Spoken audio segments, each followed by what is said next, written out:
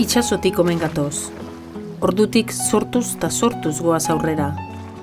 Kilinkalan, ziurgabetasunari eutzi nahian. Baina inork ez daki noiz arte, nora arte. Halako batean dator galarrena, dena ilun, dena gau, eta errotik aldatzen zaizu bizitza.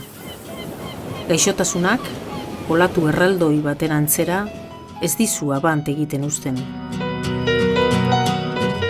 Bizitza da handiena, esaten diozu orduan zeure buruari. Bizitza da handiena.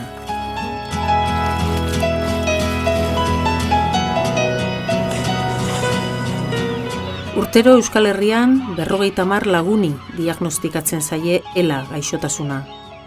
Guztira 500 bat daude 7 lurraldetan. Gorputzaren itzulerarik gabeko bidaia batean. Baina elkartasunaren haize ufada dator bapatean.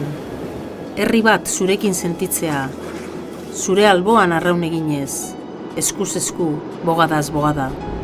Kate horretan denok batera, gogor kiloturi gaude.